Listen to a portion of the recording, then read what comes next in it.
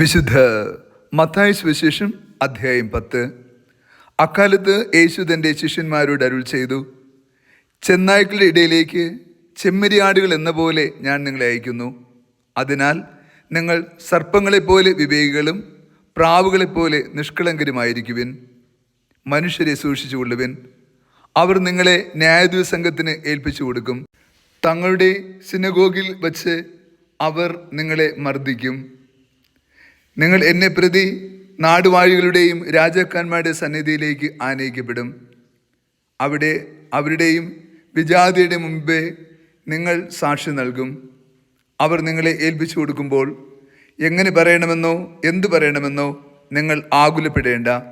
നിങ്ങൾ പറയേണ്ടത് ആ സമയത്ത് നിങ്ങൾക്ക് ലഭിക്കും. എന്തെന്നാൽ നിങ്ങളല്ല, നിങ്ങളിലൂടെ നിങ്ങളുടെ പിതാവിൻ്റെ ആത്മാവാണ് സംസാരിക്കുന്നത്. സഹോദരൻ സഹോദരനെതിരെയും പിതാവ് പുത്രനും മരണത്തിന് ഏൽപ്പിച്ചു കൊടുക്കും. മക്കൾ മാതാപിതാക്കന്മാരെ എതിർക്കുകയും അവരെ വധിക്കുകയും ചെയ്യും. എൻ്റെ നാമം മൂലം നിങ്ങൾ സർവ്വലാരും ദ്വേഷിക്കപ്പെടും. അവസാനം വരെ സഹിച്ചു നിൽക്കുന്നവൻ രക്ഷ പ്രാപിക്കും. ഒരു പട്ടണത്തിൽ അവർ നിങ്ങളെ പീഡിപ്പിക്കുമ്പോൾ മറ്റൊന്നിലേക്ക് ഓടിപ്പോകുവിൻ.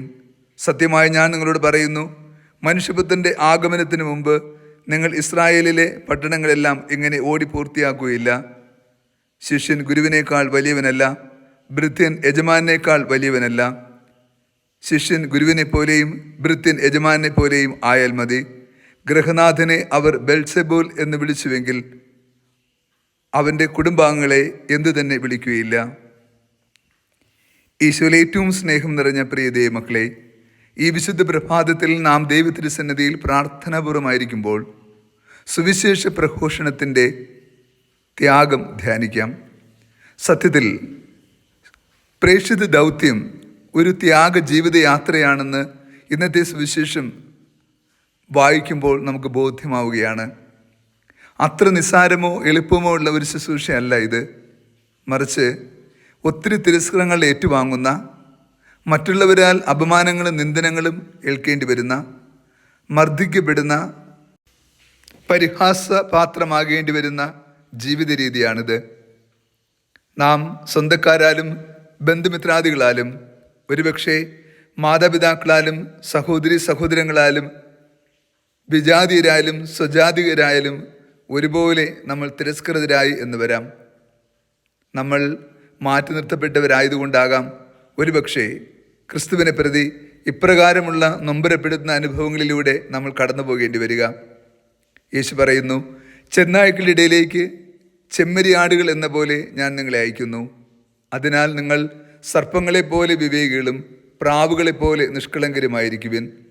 നിങ്ങളുടെ ജീവിതത്തിൽ പ്രതിസന്ധികളും നൊമ്പരങ്ങളും തിരസ്കരണങ്ങൾ ഉണ്ടാകുന്നുവെങ്കിൽ പോലും നിങ്ങൾ വിവേകപൂർവ്വം നിഷ്കളങ്ക സ്നേഹത്തോടെ ക്രിസ്തുവിൻ്റെ സുവിശേഷം പ്രഘോഷിച്ച് കടന്നു പോകണം. ആരെയും നിന്ദിക്കുകയോ പരിഹസിക്കുകയോ ചെയ്തുകൂടാ. ആരെയും നീ ദ്രോഹിക്കുകയോ ശപിക്കുകയോ ചെയ്തുകൂടാ. ആർക്കുമെതിരെ വാൾ ഉയർത്തിക്കൂടാ. ആരെയും മുറിപ്പെടുത്തിക്കൂടാ. ക്രിസ്തുവിൻ്റെ മനസ്സും ഹൃദയവുമാകണം നിന്നെ നയിക്കേണ്ടത്. ദൈവരാജ്യത്തിൻ്റെ കൃപ ഒറ്റ നിമിഷം കൊണ്ടാവുന്നതല്ല, മറിച്ച് അത് വിതയ്ക്കപ്പെട്ട വിത്ത് പോലെയാണ്. ഇന്ന് വിതയ്ക്കുന്ന വചനമാകുന്ന വിത്തുകൾ സത്യത്തിൽ സമയത്തിൻ്റെ പൂർണ്ണതയിൽ അത് ഫലമണിയുക തന്നെ ചെയ്യും. ഇന്ന് ക്രിസ്തുവിനെ പ്രതി ഏൽക്കുന്ന മർദ്ദനങ്ങളും നിന്ദനങ്ങളും പരിഹാസനങ്ങളുമെല്ലാം നാളെ ക്രിസ്തുവിൻ്റെ സുവിശേഷമായി വടവൃക്ഷമായി അത് രൂപാന്തരപ്പെടും. തിരുസഭ ഇന്ന് നാം കാണുന്ന രൂപത്തിലും ഭാവത്തിലുമായത് ഇപ്രകാരം അനേകർ ഇതേ വഴിയിലൂടെ നിന്ദനവും അപമാനവുമേറ്റ് കടന്നുപോയതിലൂടെയാണ്. അനേകരുടെ ജീവരക്തം നൽകി ത്യാഗം സഹിച്ചതിൻ്റെ അടയാളമായിട്ടാണ്. ഓർക്കുക പ്രിയരെ, നാം അനുഭവിക്കുന്ന എല്ലാ ആത്മീയ സന്തോഷവും ഒരു വേള ആരും അനുഭവിച്ച നൊമ്പരത്തിൻ്റെയും സങ്കടത്തിൻ്റെയും കഥ കൂടിയാണ്. നമ്മൾ എല്ലാവരാലും പ്രിയപ്പെട്ടവരാലും തിരസ്കൃതരാകുമ്പോൾ പോലും ക്രിസ്തുവിനോട് വിശ്വസ്ത പുലർത്തി ജീവിക്കുവാൻ വലിയൊരു ക്ഷണവും ഇന്നത്തെ സുവിശേഷം നൽകുന്നു. അവസാനം വരെ പിടിച്ചു നിൽക്കുന്നവർ രക്ഷ പ്രാപിക്കും. രക്ഷയിലേക്ക് കണ്ണും നട്ട് യാത്ര ചെയ്യുന്ന നമുക്ക് കൂടുതൽ പ്രതീക്ഷയോടെ ജീവിതയാത്ര തുടരാം. കർത്താവ് നിങ്ങളോട് കൂടെ.